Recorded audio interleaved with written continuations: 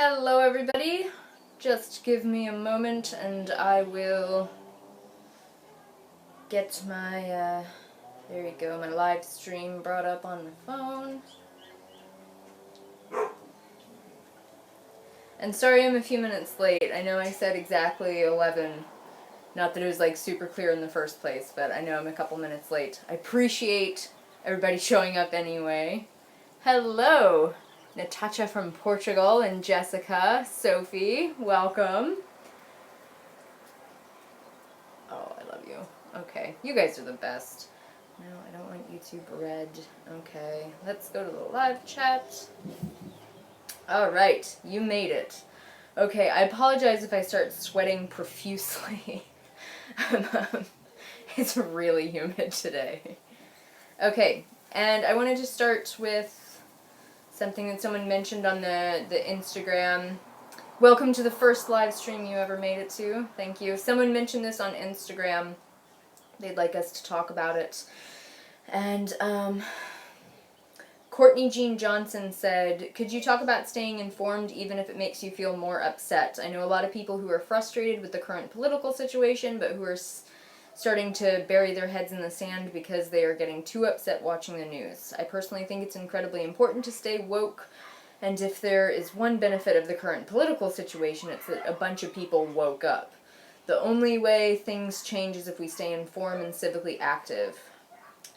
Yes, all of that is very true, and I've definitely been struggling with this myself recently, trying to be, it's not only politically speaking, like trying to be politically aware, but also trying to be aware of what's going on in terms of what we do to animals, what's going on in terms of what we do to other people with like the fast fashion industry, what we're doing to the land with, palm oil and all the Monsanto stuff. Like, it's incredibly overwhelming to try to hold all of the realities of the world inside of yourself at one time, and to try to do that without getting really disheartened in the way that the world is. I think that has been like the defining struggle of my life, is trying not to get profoundly depressed with the reality of the world.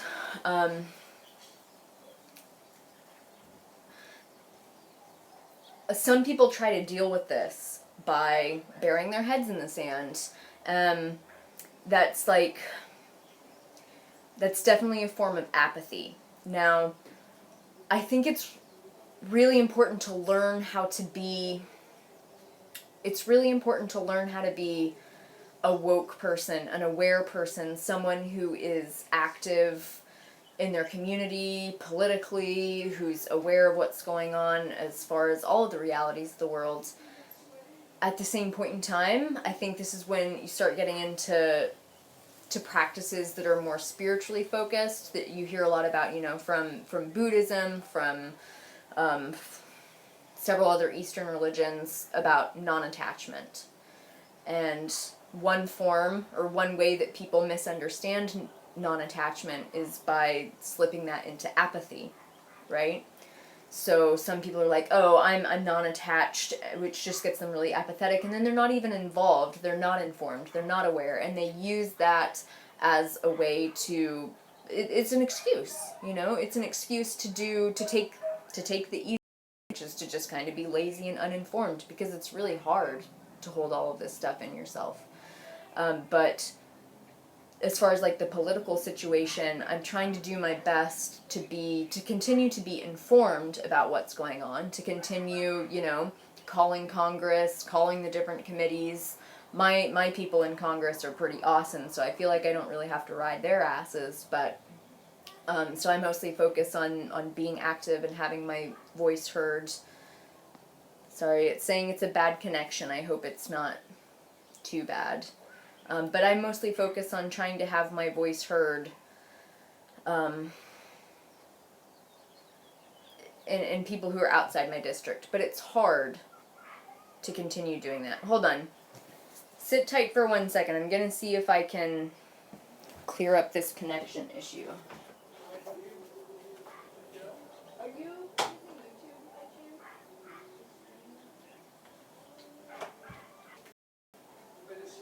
Yeah.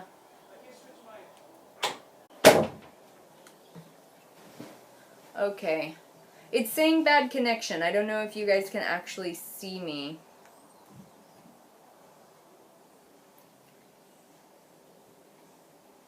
Okay. Sorry. Mine says that I have a bad connection, so I just want to make sure that you guys can see me. Can you see me and hear me?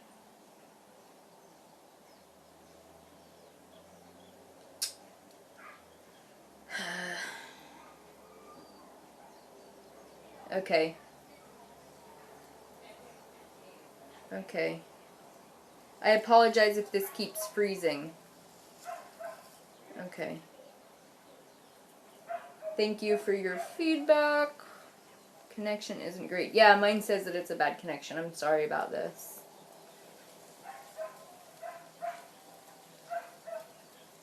Okay. I'm just gonna keep going.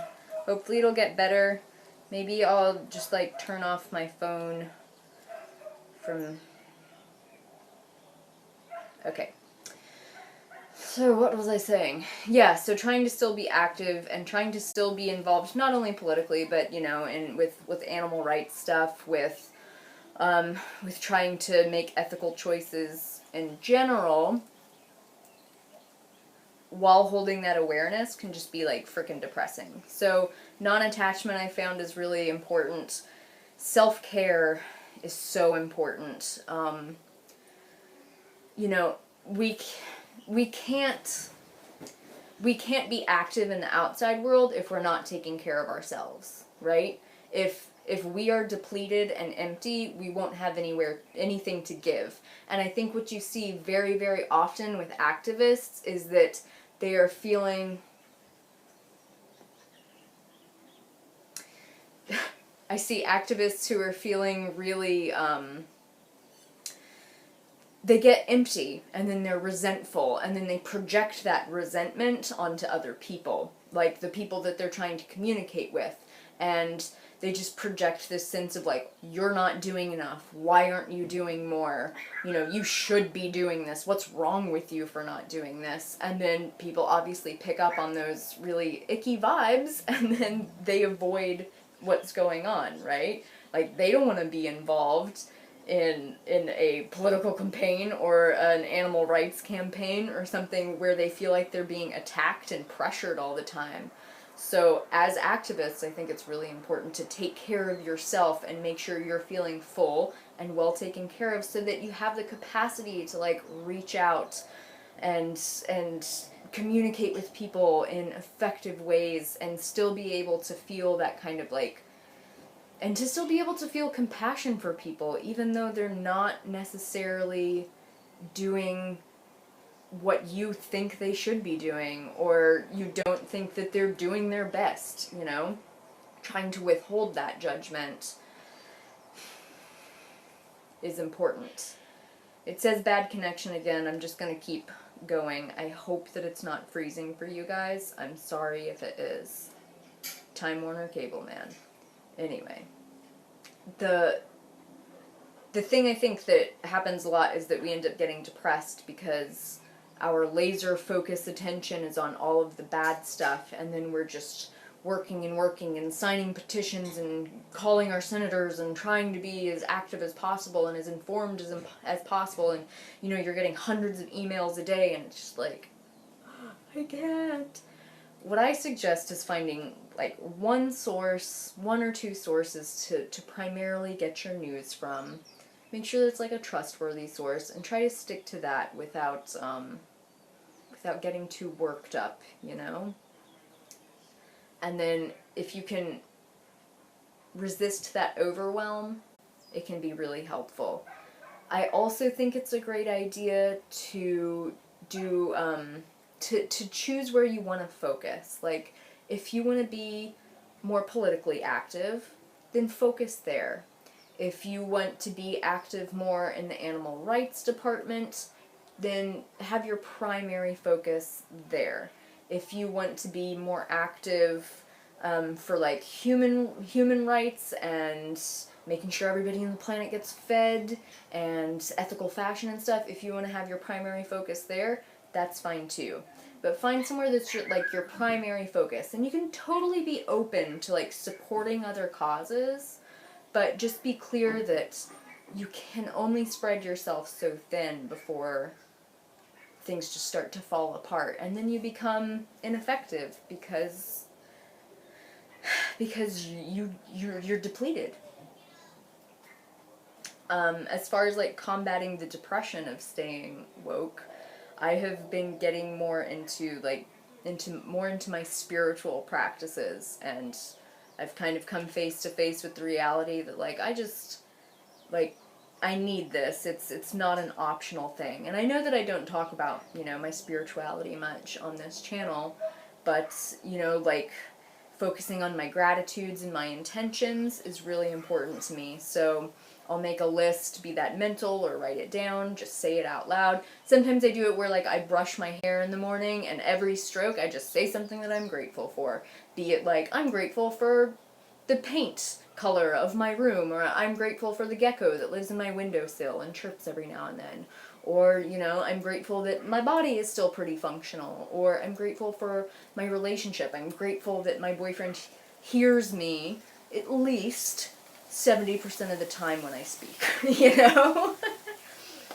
And then not only doing the gratitudes, but also doing the intentions, which are like, I'm grateful for my relationship. I intend to continue to work on my own communication, and I intend to prioritize our connection.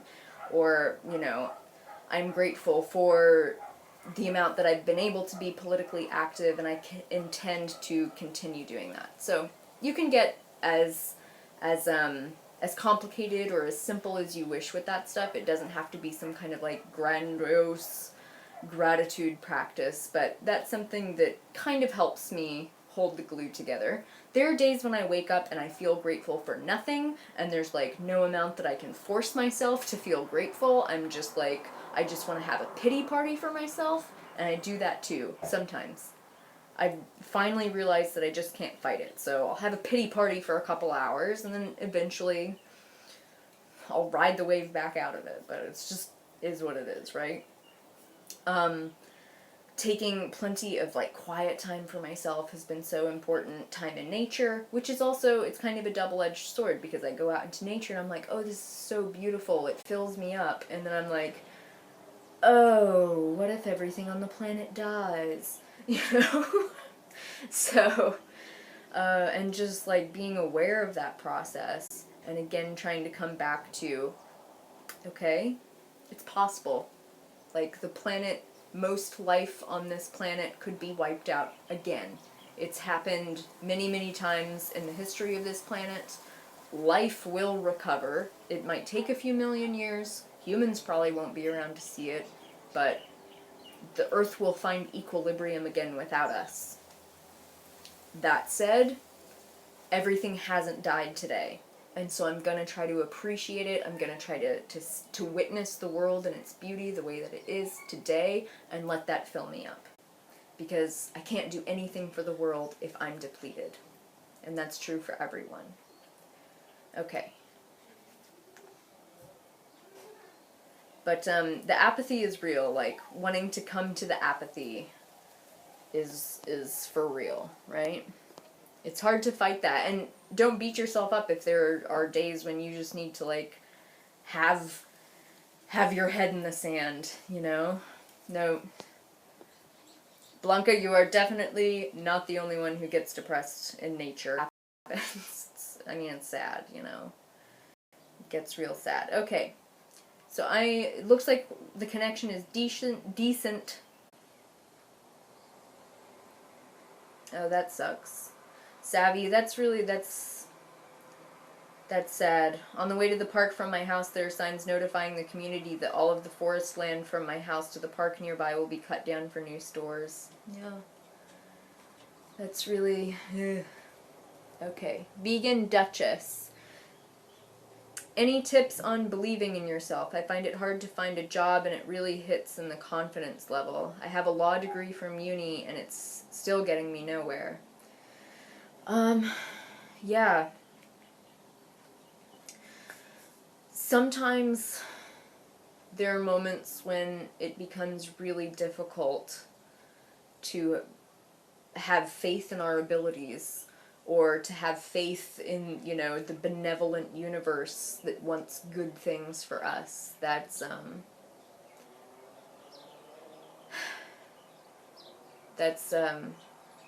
real, Tips for getting through it is, I feel like the more we try to avoid those feelings, the more they kind of nag at us.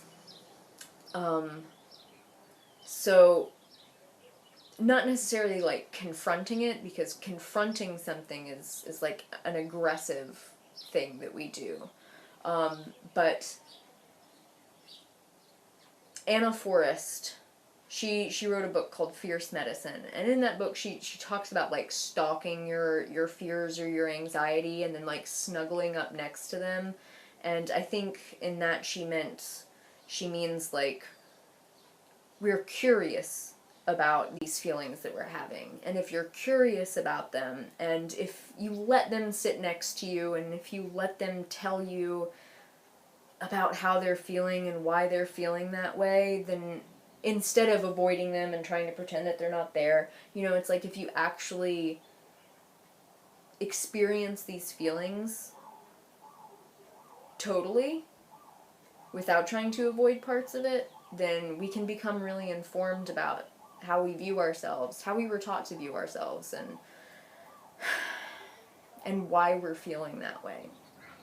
Now, if you just do this, then you'll just be sitting there, really uncomfortable with these feelings of not believing in yourself, of feeling like, nothing that you do is enough, and blah, blah, blah. So once you're there, I think it's really important to actually be realistic. It's like you did manage to get a law degree from university. You are obviously competent and capable, and a job doesn't necessarily, I know that it feels validating. Like, oh, okay, I'm good enough because I got a job. But that's not necessarily the case, A lot of people are working jobs that they hate, and you can purposefully choose to view this in a different way. And I think that purposefully choosing our feelings, it's different from repressing feelings or forcing ourselves to feel positive, but being aware of what's going on, it's like we're next to our anxiety, we're comfortable, we're talking about it and saying, I hear you, I hear what you're saying, I hear all these feelings that I'm not good enough and I'm not worthy and I'm not X, Y, or Z. I hear that.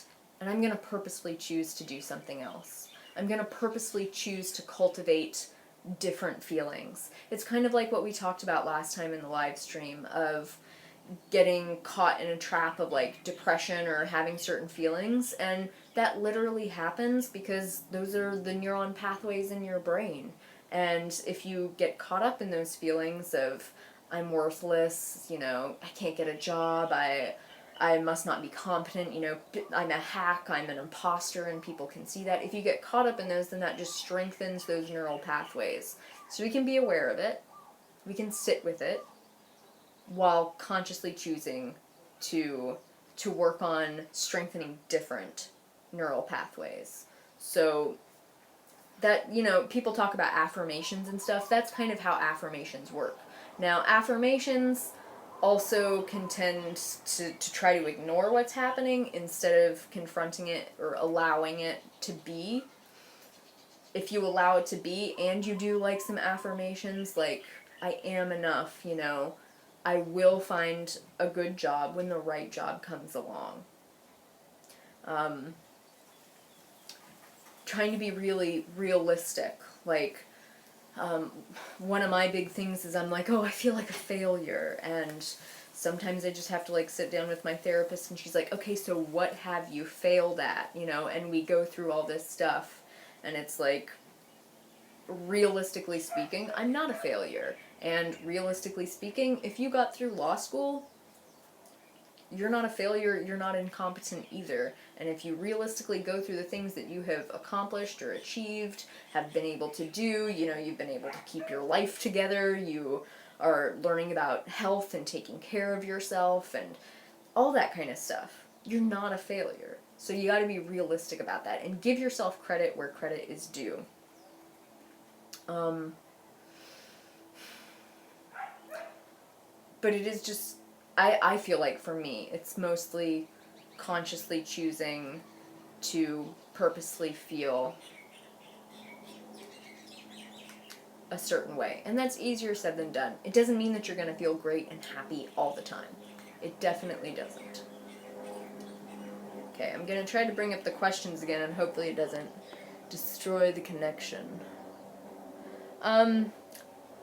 I've seen a couple of people ask about the, oh, shucks. Hold on one second. No. Oh, darn.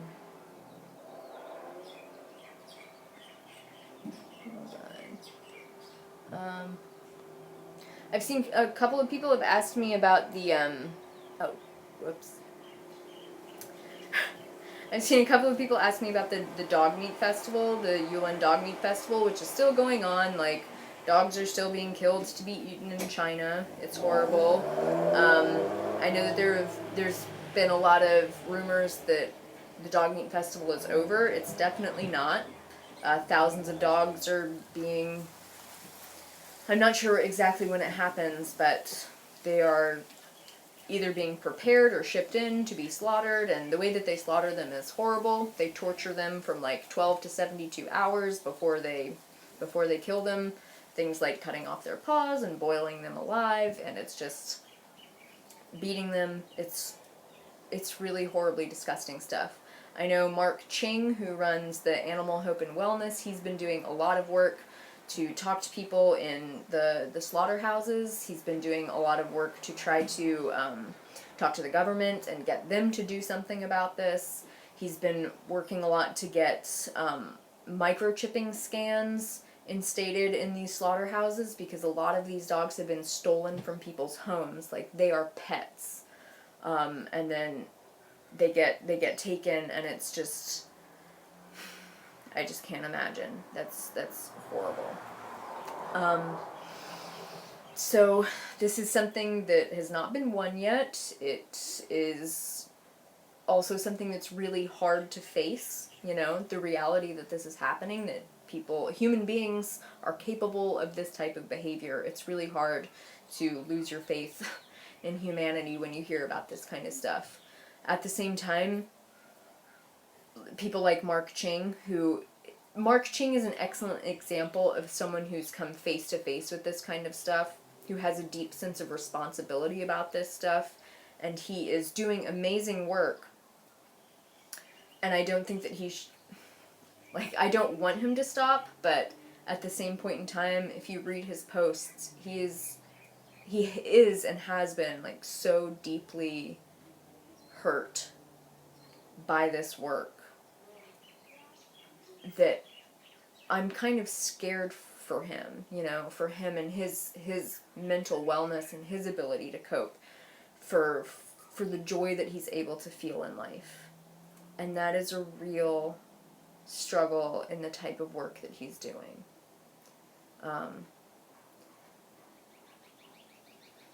Yeah, it is, like, it's poor dogs, and it's poor Mark, and it's the people who are trying to stop this stuff are being eaten alive by these feelings, which is why I think it's really important for more and more people to purposefully be aware, even though it's really painful, and to purposefully help them hold that burden, you know. And the more people that are informed about what's going on, the less the burden falls on these few individuals who are doing the work, because it broadens the scope of the issue, and it puts the pressure on the governments and the people who are doing this to make changes.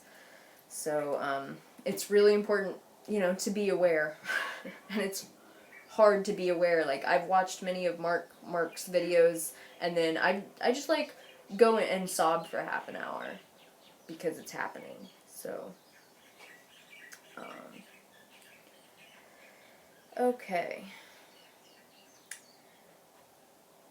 Nathalie, is that how you pronounced your name? I'm sorry. It looks like Nathalie. I don't know if it's Nathalie or Natalie, but Lily, are your neighbors aware of you and your family's vegan lifestyle? Not that it matters as much, but how are they with that? I know that a couple of my neighbors have found us on YouTube, which kind of makes me feel really uncomfortable. But, they don't seem to care that much. You know, it's just like, it is what it is. I am definitely like the racial minority in my neighborhood, so I'm aware of how easy it is for me to like, to come off as me trying to force my, you know, white lady ideas and opinions on other people. So I try not to do that kind of stuff.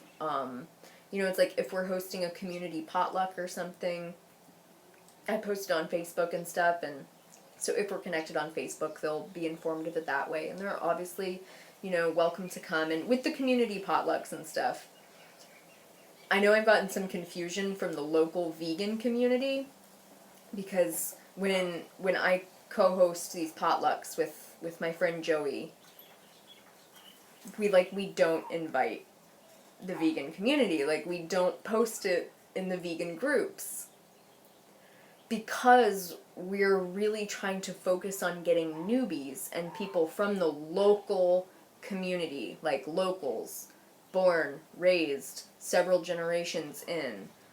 A lot of them are dealing with issues like diabetes, or they're overweight, or other health issues like gout or kidney disease, cancer, that kind of stuff. And so when we host these, we want it to be a really inviting place. And it can get overwhelming really, really fast when the vegan crowd shows up, you know, with their dreadlocks and no one's wearing a bra, and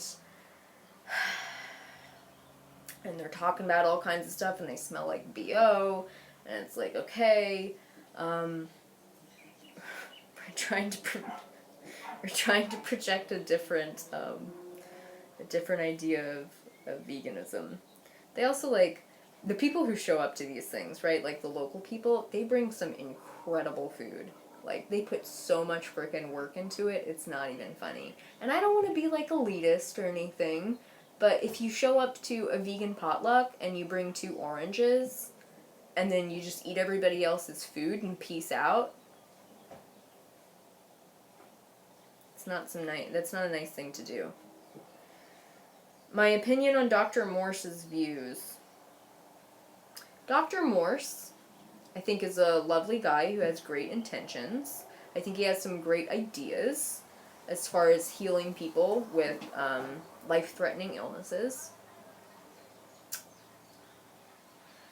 I think a lot of people who are interested in his work have self-diagnosed themselves and are convinced that they have certain health problems that they may or may not actually have. And I think that grape fasting themselves and taking tons of herbal supplements may just upset their systems more. I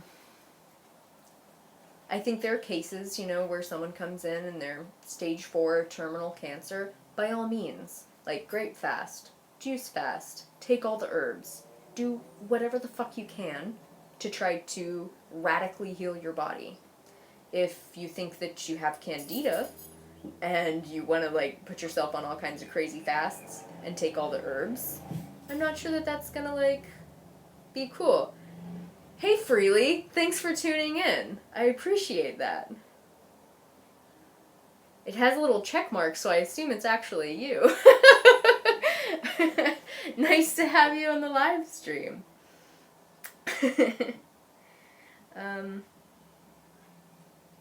Oh, hey, Christy, and Christy's here. Christy's one of my old buddies. She used to grow a lot of the food that I eat.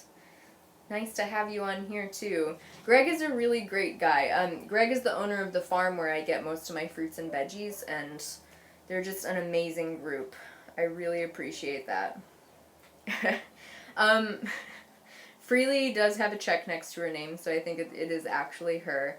And yes, I assume you're in Ecuador right now, yeah?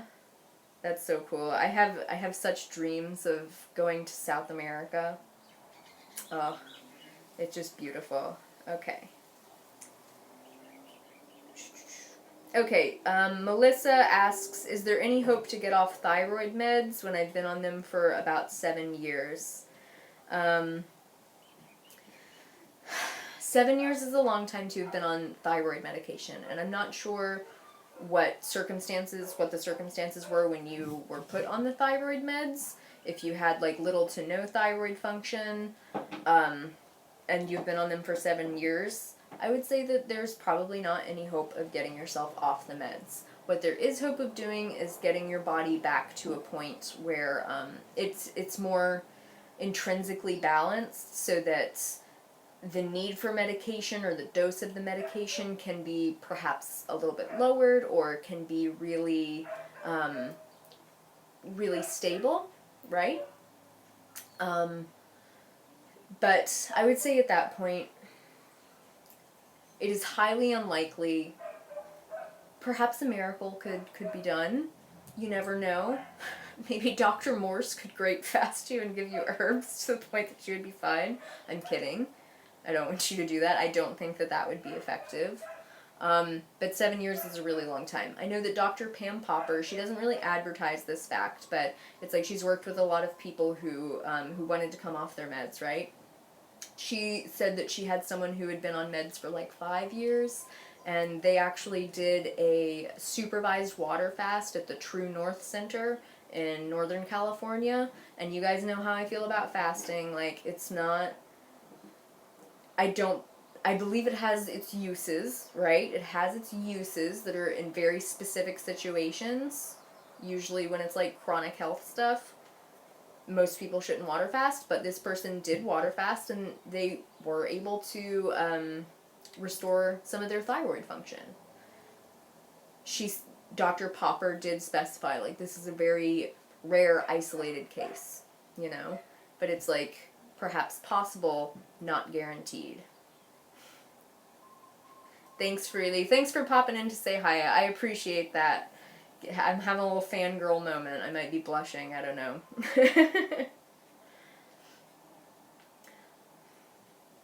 I'm not sure if we can go live at the same time, but that would be a cool Skype conversation. Yeah. Yeah, and yes, Loma Paints. I think that's a Lahoma. I'm sorry, feel like I'm butchering everyone's name. Sorry. You can still be healthy if you don't stop taking thyroid meds. Yes, absolutely. You can still be healthy if you're taking thyroid meds. Like, your body can still balance out if you're taking thyroid meds. Okay, thank you. You are totally fine. Keep taking your thyroid meds. I mean, it's like if you stop taking your thyroid meds, you're gonna die, right? So 7 years in, thyroid meds are fine. Some people can come off thyroid meds if they've only been taking them for, 6 months to maybe 2 years. But the more and the longer that you've taken the meds, and also depending on what the circumstances were when you went on thyroid medication, the less functionality your thyroid is going to have. So if you've been on the thyroid meds for 2 years, that means your thyroid has been really lazy for 2 years. It hasn't had to produce any hormones, and so it's lost some of its capacity to do that, right? Okay. You want to come in? Come in.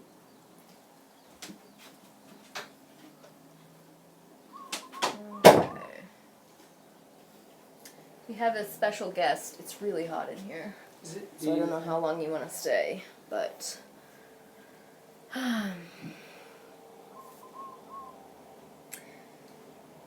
Fashion Divergent. Any tips to help with liquid or fluid retention? Fashion Divergent. It has something to do with lymphatic system, right? Yeah, so fluid retention can happen for all kinds of reasons. It can partially be issues with, it can even be like adrenal issues too, because a lot of the endocrine hormones, the endocrine glands secrete hormones that manage how much fluid is in your body, or how much you're peeing, or how much, electrolytes you're holding on to, that kind of stuff. It definitely can be due to lymphatic stagnation. I found that stuff like I think restorative yoga is really great for that kind of stuff. Other kinds of yoga. Cardiovascular exercise can be good. It can, like, aggravate the issue a little bit, but gentler stuff like walking, doing that consistently. I know that there are some great herbs that can help out with diuretic herbs that can help to flush out some of that fluid, but I would also encourage you to, if you haven't seen a doctor, like, see a doctor, see if they can give you a blood test, just to, like, rule out anything funky that might be going on and make sure you're healthy. Otherwise, oh, it is, it's really hot. I don't know if you want to bring in the fan. You want it? It's up to you. Okay. I will get it for you. Thanks, Savvy. Bye. Yeah, if you want to get it. I don't want you to, I'll be right back. Okay. He's gonna go get a fan. It's literally, it feels like it's 100 degrees in here.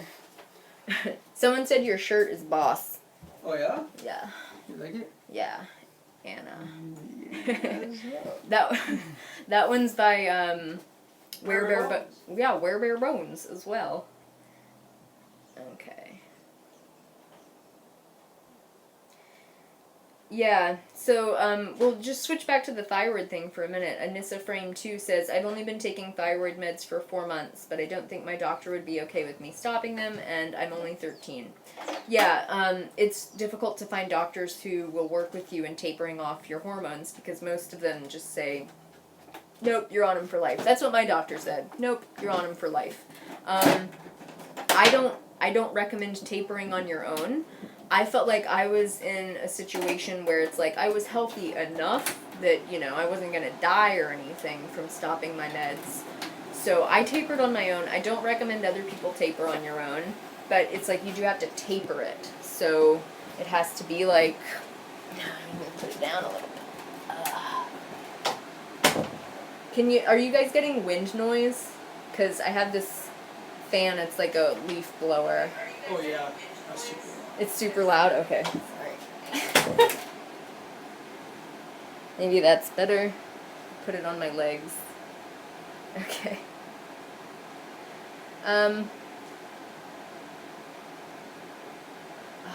Oh my god, this feels so good. I'm so distracted right now. Good god. I don't know, I guess you guys can't see me, but it's one of those days where it's just like, don't let any part of your body touch any other part of your body. And stay under a fan. Okay. Samantha, I post my times of when I'm gonna go live. I usually post those on Instagram. So, I would say check that. Okay. Let me know if the fan noise gets annoying. I know that's probably not great. Okay, I've seen several questions about thoughts on maca powder to balance hormones. I think the most important thing to balance hormones is to eat a whole plant food diet. Some people do better on really low-fat plant-based diets. I did better on low-fat plant-based. Some people do better on a higher-fat plant-based diet. That's totally fine too. I'm not going to tell you that you're wrong.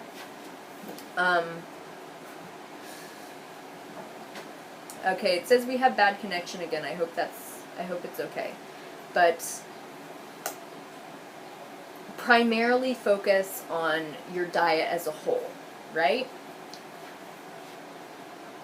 If you want to use small amounts of products like maca powder, I suppose you can. My only concern is that when you start using inputs like maca or herbs to help with your hormones, you can end up throwing things more off balance.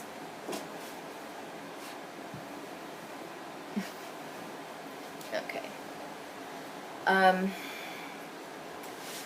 But I also know that some people are in a position where it's like their hormones are already flying around and they just need something to like alleviate some symptoms, right? So you can try it if you want to. I don't think it's a cure-all, but it could be helpful. I don't think it's a cure-all, Okay, the fan isn't too bad, I guess. Yeah. Okay. It is kind of bad, but whatever. Okay, Yujin Ko, sorry I probably butchered your name as well. Love your cooking videos, but I asked for some easier ones for the weekday. Do you want to talk about the, What? Can you mute that, please? Do you want to talk about the sexy tablespoon? What about it? Potential changes to the sexy tablespoon. No, you do it. Okay. Well, I'm asking like you want to do it now, right? No, we'll see it later. Okay. Nico says, I know you do massage for a living. What lotions and oils do you use? I use the very emollient lotion from Alba Botanica, and then I mix that about 75% lotion and then 25% with grapeseed oil, and then I just put some lavender oil in that too as well because it smells good. All right, Christy says hi. Really? Christy. Hey, Christy, how's it going? We miss you. Come back anytime. Yeah. Okay. Someone says, I have a problem with eating enough food every day. I'm just not hungry, but I know rationally that I need more food than I take in right now. You're exercising 14 plus hours a week. That's a lot of exercise. Oh, that's plenty. It's awesome, I guess. That's a lot. I mean, that's too much for me, but if that's what's working for you, cool. But with that much exercise, you definitely need to be eating plenty. So if you're not hungry, I would say just set yourself 3 to 4 meals a day, depending on your stomach size. I like eating big meals. I eat bigger meals than he eats, so he needs to eat more frequently than I do, right? So if you know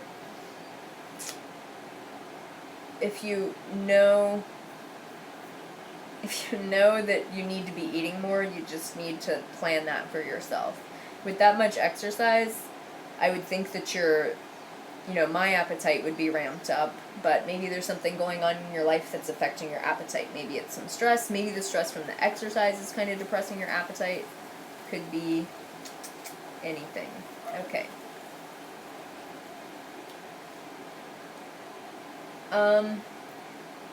Sidnilla. Vegan for more than a year, but I still have bad eczema. Yeah, eczema can be a tough issue to deal with. Generally speaking, the eczema, you avoid dairy, that can help. There are other sensitivities like gluten. There could potentially be other trigger foods that you don't know about that you can try to find with an elimination diet. If you can keep a food journal, that might be able to help you find out what's going on. And if you can keep your meals more simpler so that you have fewer ingredients, that can help you as well. I know it doesn't sound like much fun. I assume that you've done I assume that you guys have done probiotics or something like that to try to get your gut health a little bit better to help with the eczema. Other than that, topical treatments as well, I know that some essential oils can be effective for eczema, but I don't know off the top of my head which ones those are. But some good moisturizing stuff, essential oils, maybe something like tamanu oil or something could be helpful as well.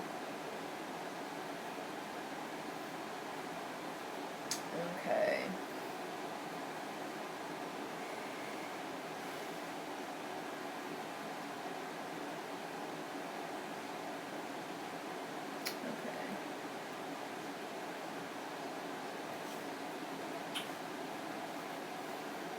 Do you guys have any questions for Levi?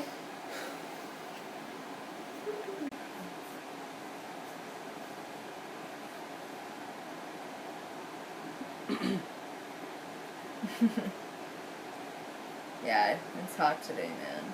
Okay. Oh, dude, it is. The beach after? Yeah. Listen. Yeah, Fashion Divergent again. Ooh, we got 2 good questions. Okay, hold on. Okay. Someone asking about blood type based diets, wondering if they have any real base to them. No, the blood type diet is just silly. Can we turn off one of these because it's freezing? Sure. Sorry, we're dealing with a bad connection again. Mine's on my phone. Does that matter? Like the mobile data? Oh no, it shouldn't. Mine is off. Okay, I'll see if I can turn mine off then. Can I use yours? Yep. Okay, yeah. No, there's no real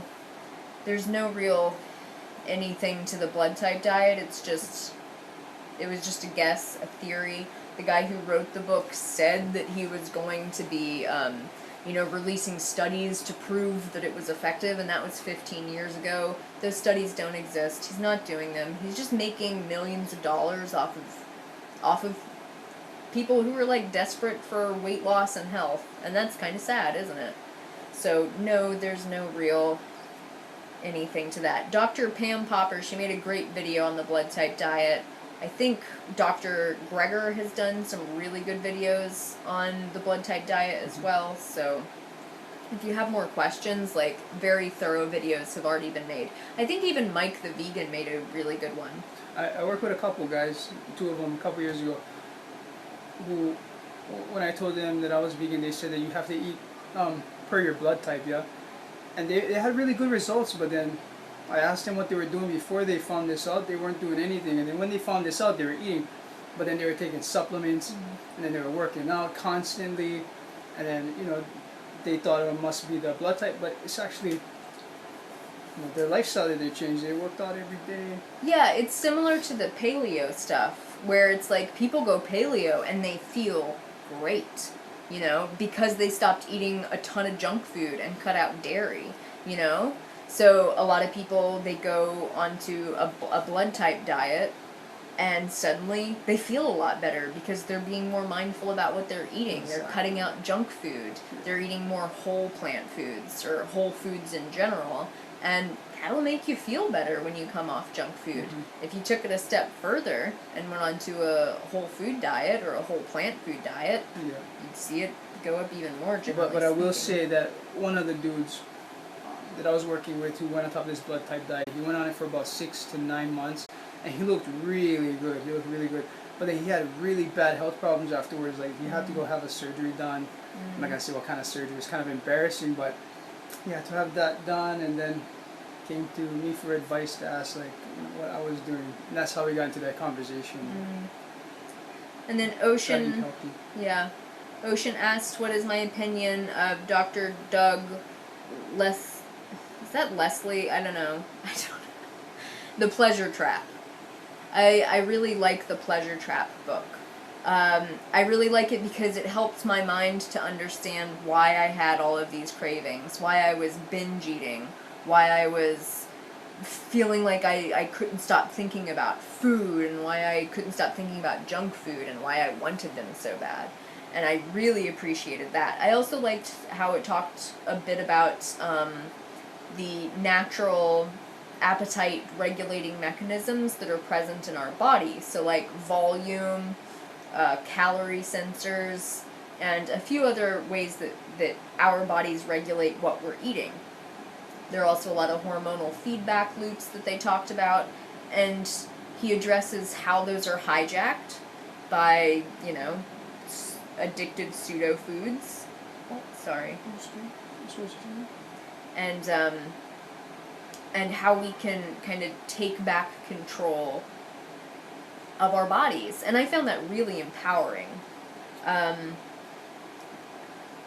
Their recommendations are kind of strict as far as never eat any salt, no added salt ever, no processed junk foods. Yeah, sure, if you can do that. I can't do that. I start to feel really spacey and icky if I don't eat salt. And I know that because I tried to go 9 months without eating salt. It was longer than 9 months, actually. I beat myself up for years because I was, giving in to my salt cravings. And when I just let myself have a little bit of, sea salt, or a good source of salt, suddenly my appetite started regulating itself a lot better, and suddenly my body felt better. So there's some recommendations where it's like, we should answer that one. Which one? What was it like growing up in home? Okay. But it's one of those things, and I do this with a lot of people, where read it, take in the information, let it change the way you think about yourself and the world. You don't necessarily have to go with it 100%. I hope that was... Yeah, I'm going to answer this one first. Yeah. How does Levi maintain his energy? It's very interesting. So about 6 weeks ago, I switched to like completely plant food diet. Yeah. Whole food. Yeah, whole food. I'm sorry. More than like 95% of my diet is now whole food. He's doing so good. Yeah, dude. How much weight have you lost? Like, I don't know, I want to say 15 pounds about. 15 pounds. Yeah, so I'm back to my vegan diet. When I went vegan, I got down to this weight. And then I added in the junk food, like the fake meats and the chips and all the processed food. And I gained about 15 pounds, and then it just stayed there for about 4 years. But, so I'll say this. When I was eating junk food, I felt kind of sluggish throughout the day, but I had energy. And then my work is really physical, so when I needed to lift heavy things, the energy was there and I had it. But throughout the day, it was kind of like a little slow. It was like a little, I was like a little bit slower than I'm normally. But when I switched to whole foods, I have a complete energy throughout the day. Almost too much energy. But then when I have to lift up something heavy, I do it, and then my energy is completely gone afterwards. And so like I'm dragging all the way to lunch. So I think how I'm going to fix that is I'm just going to, I can't eat a bigger breakfast because my stomach's about to blow up after I'm done eating breakfast. Probably pack a couple snacks, like a couple, maybe a few bananas or some date bars or something like that. And I'm also thinking, like, maybe Levi has one of those constitutions that needs more fat in his diet than, say, I do. So, I'm like, maybe some more nuts and seeds in meals or in a snack or something like that. So, it's something that we still got to figure out, but basically it comes down to, like, eating enough food and listening to the feedback that your body is giving you so that you can make the tweaks and adjustments that you need to keep yourself performing well. This wispy is driving me insane. Okay. Asking about growing up in Hawaii and how does your family feel? What's your favorite dinner? Growing up in Hawaii was really fun. I feel like it could have been a lot more fun if my family was more outdoorsy, but for the most part, the beach, it can't be more than 45 minutes away from where you live. Unless you live up in the mountains. There's in the mountains there, and the mountains are full of streams and trees and, all that fun stuff. I guess I feel like that might be a hard question for you to answer because it's like he didn't grow up on the mainland, so I don't know. Yeah. Like he doesn't have anything to compare it to. Yeah, right. No, dude, when I went to Washington, it was a complete change. Like, I had no idea these things were out there, yeah? When you're up on an island, this is kind of all you know. You don't know what's going on. Until the internet showed up about, 15 years ago? Yeah. I mean, I'm sure some of you guys thought we still lived in grass shacks, and we didn't. I didn't know, there are places that really, snowed like the winter time, and all I see what was on TV, and I thought everything on TV was kind of fake. And yeah, dude, there's a lot for me to see, but yeah, you guys should just come check it out and feel for yourself. Pretty special place. Ocean asks, how do you make processed food exceptions on a general whole food diet without getting addicted again? I think that's a really awesome question. So, last night we went out to this vegan restaurant and we had jackfruit nachos, which were so good, right? As I'm eating them, I'm trying to be aware, okay, so I'm eating corn chips that have added oil and a lot of salt, and we're eating the jackfruit, which is, has sugar and salt added and lots of flavor, and it's delicious, and then, it had some, like, nut-based cheese drizzled on top, and it was just so good. I'm trying to be aware the whole time. This is gonna get my taste buds all fired up. This is going to make me really want to eat this again. My body's going to get used to, like, having a bit more fat, and it's probably going to be asking for that. It's going to want all the flavor, right? So for me, just being aware of that kind of helps to break the spell of the processed food. And then I found that when I first started whole plant foods, my cravings were really strong, and it was really hard for me to resist them. I had to use willpower to, like, get myself through, a 1 week block of time where I had absolutely no processed foods, and that was really hard for me. Now I've gotten to a place where I don't know if it's my body's tastes are changing or what, but I just don't feel that same pull. I don't feel like those foods have the same hold on me. Like I used to eat a potato chip or something and I'd be like, oh my god, that's so good, I have to eat more. And I had to eat more. And it took a lot of willpower to stop myself. Now I can eat a potato chip and I'm like, that's like a flavor explosion. I feel my neurons going crazy. But do I need more? Not really. I'll survive without it. I'll be fine without it. I'll probably feel better later without it. And so it's a lot easier to make that choice.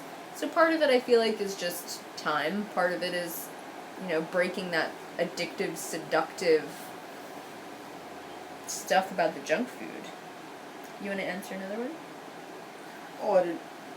No, you go ahead. You go down the line. Okay. I think you What's your favorite dinner?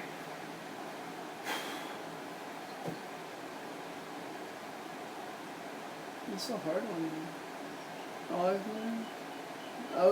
Well,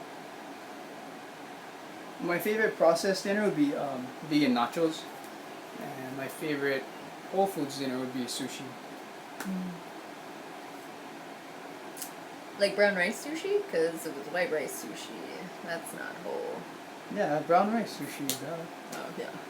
My favorite Whole Foods dinner is spiced rice, black beans, sweet potatoes, guacamole, fresh salsa. Look at my turmeric pinky. I juiced a bunch of turmeric. Okay. I saw one that I wanted to ask. Okay. Anna May asks, what do you think about Weston Price and the inclusion of large amounts of animal foods in pretty much all the people he visited? Maasai had great teeth, for example. Yeah, so the thing about that is the Maasai might have had great teeth, but the Maasai also have heart disease. They've done autopsies on the Maasai people, and it's like they have quite a lot of atherosclerosis. Now, the Maasai are also not eating a lot of calories, so I think they escape a lot of the degenerative diseases that are associated with animal food consumption because they're eating a smaller amount of food. And, I mean, it's like the cows that they have, it's not like they're injected with hormones and stuff. Anyway. So the Maasai aren't necessarily totally healthy. If you take something about them in exclusion, like the quality of their teeth, sure, maybe they look healthy. The other example are like the Eskimo people, which I think is the Inuit people. It's not nice to call them Eskimos. The Inuit people, he talks about how healthy they are, but they are historically one of the unhealthiest populations on the planet. Like, that's just what the data says.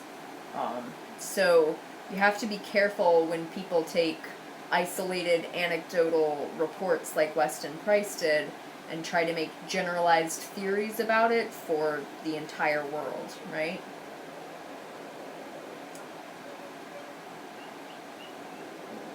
Oh, I think the audio is messed up, it says.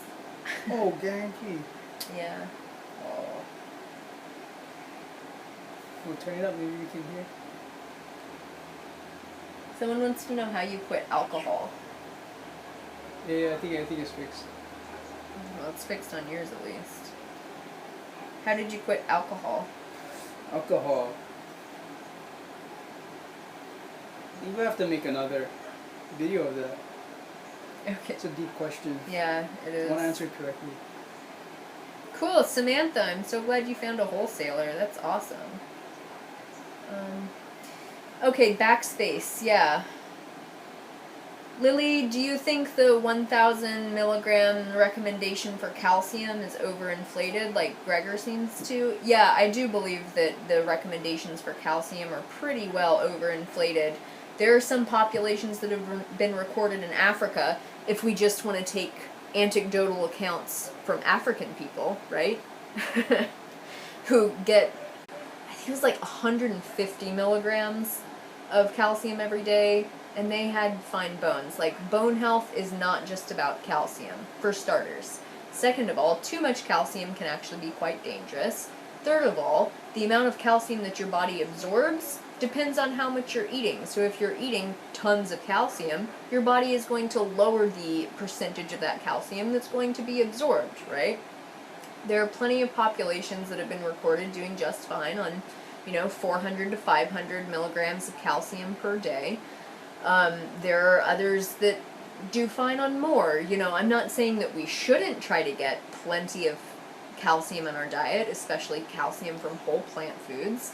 But I'm also saying that, like, we don't need to be stressing about this. And let's just remember that RDAs are recommendations. They're not minimums. They're not dietary minimums. And those recommendations have been, generally speaking, they're taken from, researchers would look at a larger amount of people, and then they would determine how much was the least amount that the person with the highest needs needed. I hope that makes sense. And then they would usually either double that or like tack on plenty extra and then make that the recommendation. I know that that's at least what they did with protein, which was ridiculous. But the RDAs are there to fulfill like very wide, broad recommendations. I'm not worried about getting my RDA of calcium every single day. I do sometimes I don't. It's not a big deal. What's equally as important for bone health is high bone metabolism. So you want your bones to be turning over frequently and taking in calcium and letting go of calcium and changing the bone's shape depending on what kind of stress they're under.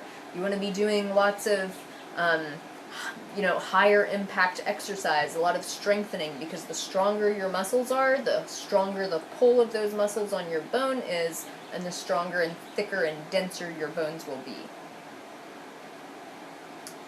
Sarah says, Lily, I love you. I appreciate that. Yes, Maggie, I'm glad that you stopped that calcium supplement when you went vegans. It's not the best idea. Amber says, fuck vegans. So Amber, fuck you.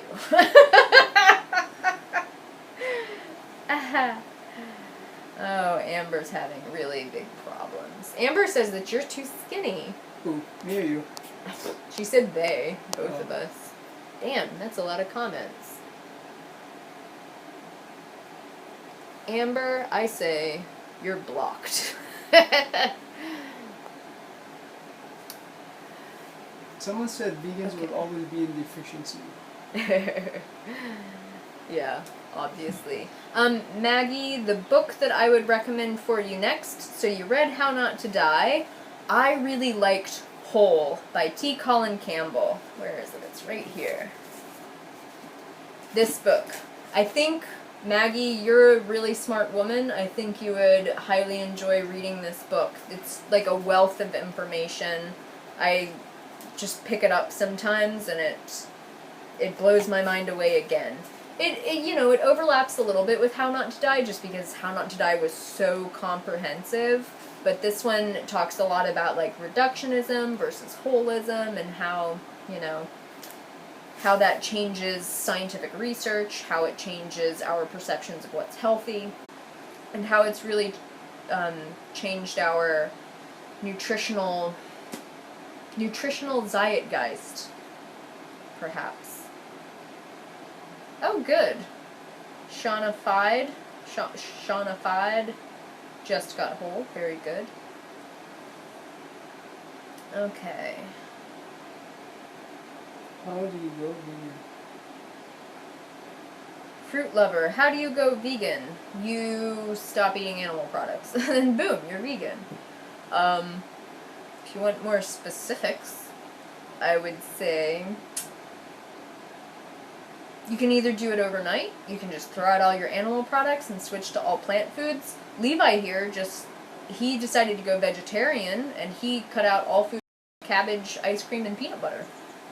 Cabbage, ice cream, and peanut butter, and that's all I ate for about 3 weeks.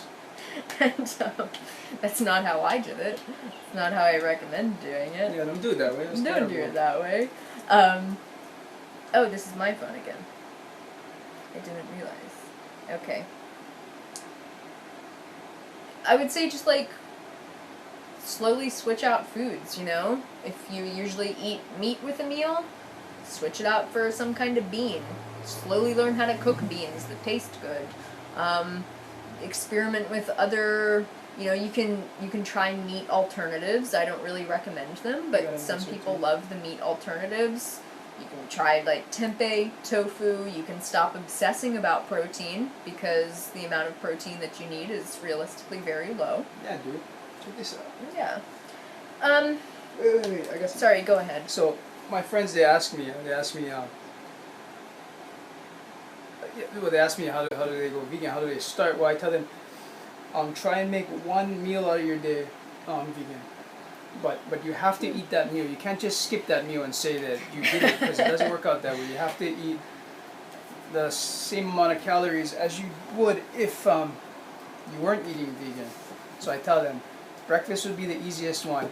You know, switch to oatmeal. Eat about 2 cups of oatmeal, uncooked. Yeah, that makes a really big bowl. And I tell them, force themselves to eat it. Just eat the whole thing. I know you're probably gonna stop after a couple bites, but eat the whole thing. Go to bed. You need to be fresh for yoga. Sorry, go ahead. So just eat the whole thing, because if they only eat a couple bites because it tastes like crap, then before lunch they're gonna be starving, and when lunchtime comes, they're gonna shove as much meat as they can in their mouth. So that's a good one. Switch out one meal. Ow. Start with breakfast. Make breakfast oatmeal and fruits. Okay. Yeah, I want to mention right quick, bone health and calcium questions. I highly recommend this book, Better Bones, Better Body. Okay. The posture series, I was going to upload it tomorrow, but tomorrow's a holiday, so we're going to go hiking. So probably Tuesday, the posture series will continue.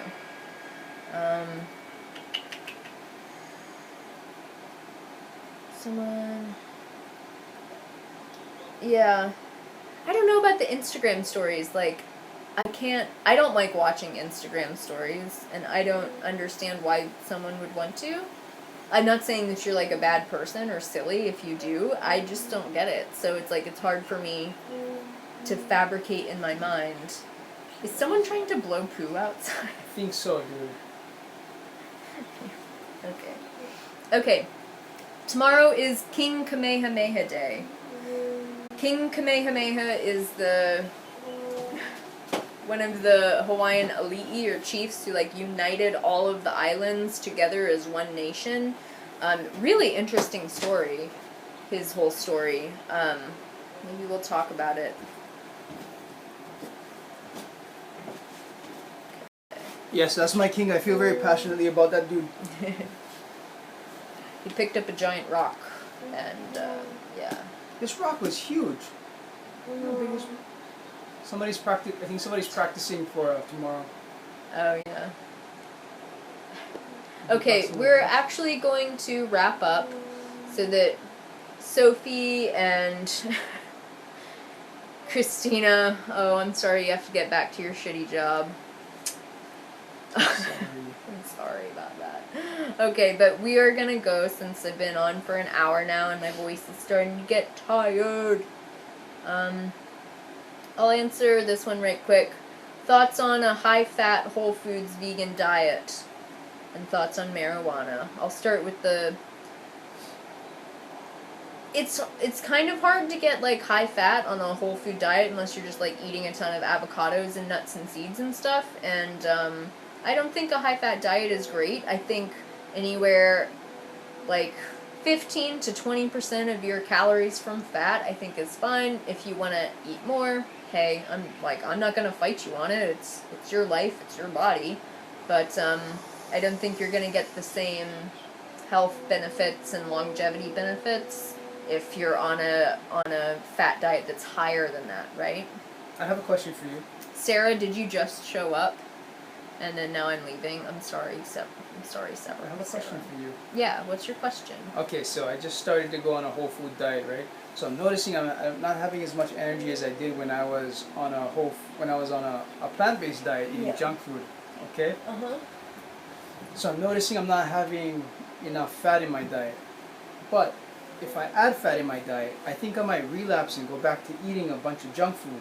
Yeah. Because that's where I got my fat from in the first place. Is there another way that I could get fat into my diet without having it be junk food? Well, that's why. Without having it to trigger, like a relapse and going back to eating fake meat and chips. Yeah. Well, I think you need, I think it just takes some awareness in the beginning where you're like, okay, so this is probably going to be a trigger for me. And this is probably going to be how I'm going to feel if I start eating this, so that you won't be surprised when those feelings come up, and you can be prepared that, if I start craving, the fake meat and the higher fat foods, I'll try to be really aware of that and then purposefully make a different food choice through that craving, and then try to get through it. And then your body adapts. Because it just remembers fake meat because it was, salty and fatty and calorie dense and delicious, so it makes you crave it. So what did you say replace it? I would say, maybe some more nuts and seeds. I was gonna get you some Brazil nuts and maybe some walnuts for you to. But I'm addicted snack to on. peanut butter though. But a walnut and a Brazil nut is not peanut butter.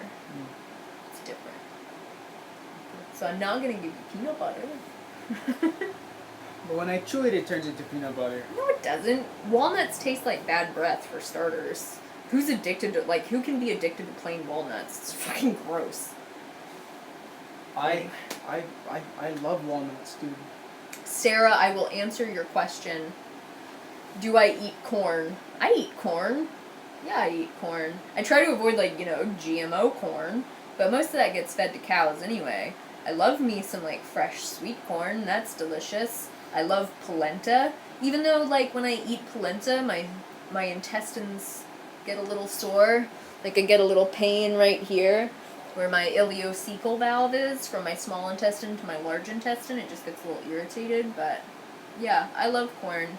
I think corn is whole corn, especially heirloom corn, is a beautiful food, especially if it's with the masa flour, if it's processed with a little bit of lime and it makes all of the niacin available, and it's just yeah. Yeah. Okay. Backspace says, I think lower energy at first is normal too while your body adjusts to digesting different foods. Christy agrees, walnuts are yuck. Christy. They leave a weird taste in my mouth too. Anyway, okay. What about the weed? Oh, the weed? The weed. The weed. Hey, Sarah, if corn doesn't make you feel good, maybe corn isn't your food, you don't have to eat it. By any means, you don't have to eat it. That's fine. As long as you're over 18. My daughter doesn't want to eat corn, but I make her eat corn. When she leaves the house, she can do whatever she wants. You can choose not to eat corn. Well, she likes fresh corn. She just doesn't like canned corn. Okay. I'm getting into it again. Oh, yeah, the weed. We didn't... we've smoked on occasion. I smoked some weed a few weeks ago. Made me feel like shit. And I was like, I don't want to do this again.